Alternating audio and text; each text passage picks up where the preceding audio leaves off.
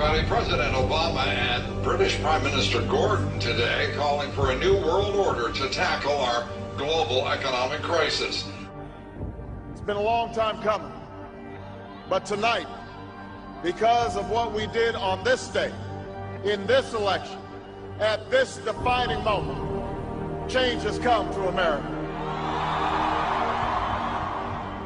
All right, folks, there's a lot going on right now. Decisions being made that are unprecedented and will have an overreaching impact on what it means to live in the United States of America. Both the Senate and the House of Representatives have just overwhelmingly passed the National Defense Authorization Act. Squeezed into this military funding bill are two provisions that give the military not just lots and lots of money, but lots and lots of power as well. A new generation of surveillance drones could soon be watching us all. The Federal Aviation Administration is expected to announce plans to expand the use of domestic drones in American airspace. Well, get ready to look up at the sky and see drones hovering above. As of now, unmanned aircraft could only be used by military airspace and by certain law enforcement agencies. But this week, Congress passed a bill that would allow for commercial and private use of the drones. I have two words for you: predator drones. You will never see it coming.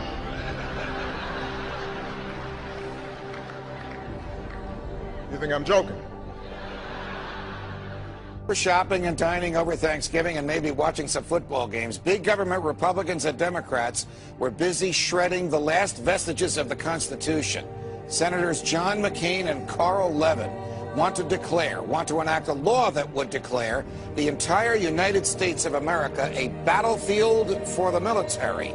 They're talking about inserting the Army into domestic law enforcement. Senator Lindsey Graham, who supports this bill, says, quote, "The homeland is part of the battlefield, and people can be held without trial, whether an American citizen or not." The Department of Homeland Security buying ammunition, now looking to purchase another 21 million rounds of ammunition.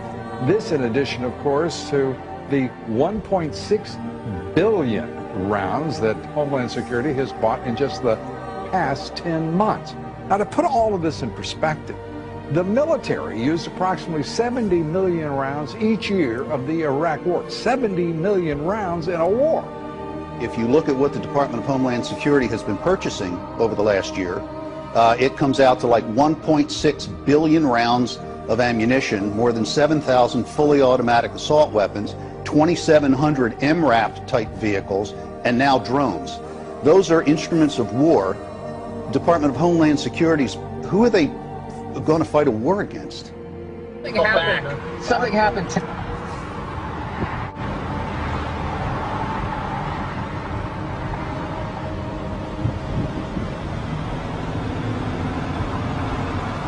Robert Whitaker, the tactical supervisor for El Paso SRT for Homeland Security Investigations. Well, we have our big vehicle out here, it's an armored vehicle. It's an MRAP vehicle. It's mine resistant, ambush protected, that's what it stands for. This is what we use to deliver our team to high-risk warrant services. The affirmative task we have now is to actually create a new world order. Important breaking news out of Boston: a pair of bombings rocked the finish line at the historic Boston Marathon. It was never meant that we would have this gigantic police force from the federal government. I mean, we had martial law up there, FBI and all these agents coming in and closing things down, going to people's houses. Do we close down cities because there's 10 murders over the weekend in Chicago? We don't do that. But here we close down a whole city, not even allowed to go to a baseball game. I mean, I think it's very, very scary when I look at some of those pictures. The military likes to perform war games, so that's why we're seeing military on the streets practicing. They are actually practicing. The tanks that we see on the streets and the National Guard patrolling neighborhoods and the practices that they're doing with our local police department, this is all in preparation for martial law, so that when they do actually lock down the country, they've got everything secured.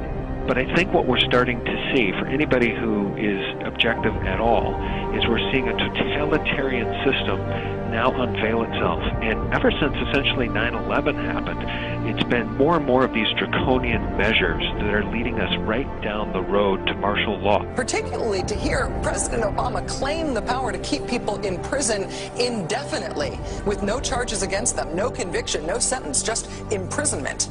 It's particularly stunning to hear him make that claim in the middle of a speech that was all about the rule of law.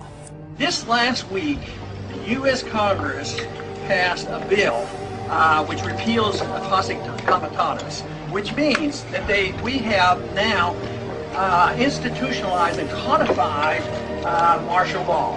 Right now, the battle against terrorism involves all of us. Everybody in this country is a potential terrorist.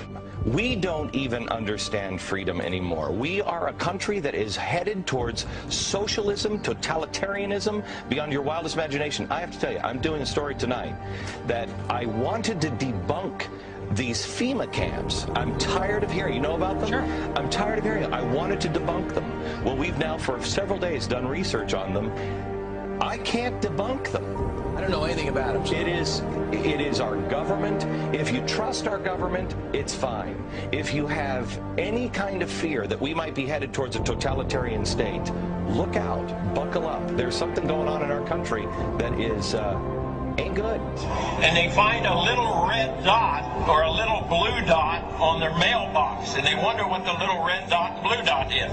Well, it's marking your mailbox by the government, so when foreign troops come in here on us after martial law, but if you have a blue dot, they take you to the FEMA camps being built by Halliburton right now to house 50 million Americans. They're building enough concentration camps in America by Halliburton. So I'm going to tell all of you, if you have not bought ammunition, if you have not bought guns, go get them now. Go get them now, because you won't be able to get them much longer.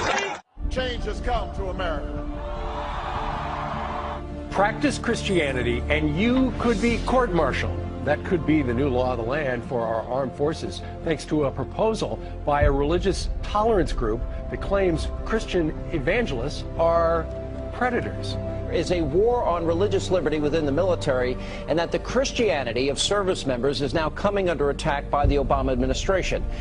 It's so incredible. Here's a new article by Kurt Nimmo that's got links to Fox News, Denver papers, you name it. The state police have gone public and said, we're in federal training now where they're asking us, will we confiscate guns from Christians? Now, do you understand how even more illegal that is? Behind the scenes, they're training for what can only be called a foreign authoritarian takeover of this country via the federal government and the foreign banks. Here's the article. Colorado troopers trained to consider Christians as dangerous terrorists. Absolutely amazing. And it's all bibliographed. It's all linked to it being announced, to it being reported.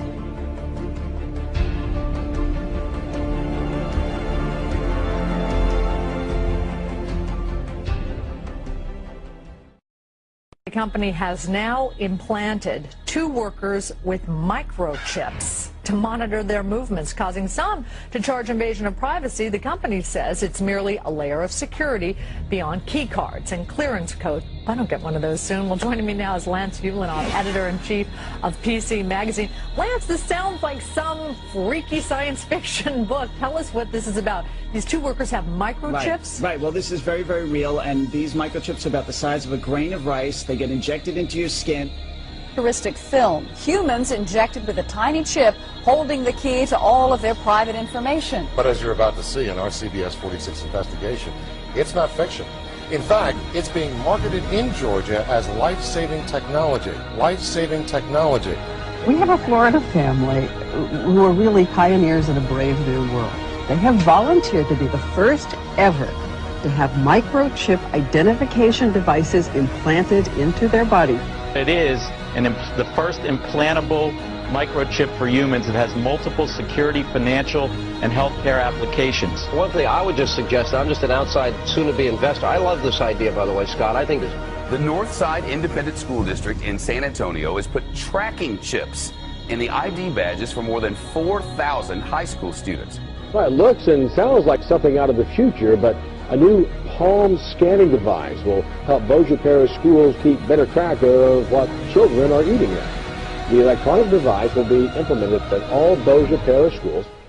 Now we're seeing a complete totalitarian takeover of the United States of America. We've been talking about this for years now. This is the police state. This is the police state. This is what a total breakdown of our society looks like. But we're seeing all of this intensify. This is all intensifying around the Second Amendment. Should we be able to own guns or not? Let's take guns away from the people.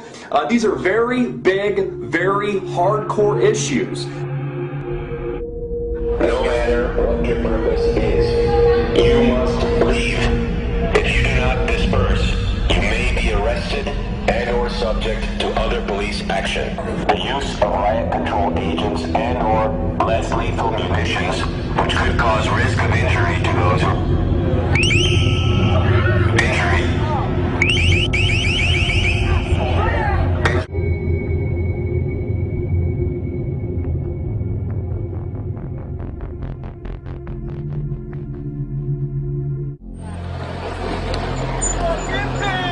Wall police now moving in.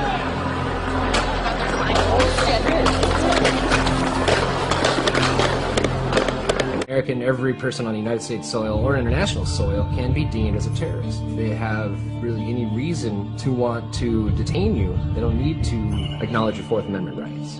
It's what supported things like the Patriot Act and now the NDAA and the ever-encroaching police state. By order of the City of Pittsburgh Chief Police, I hereby declare this to be an unlawful assembly. I order all those assembled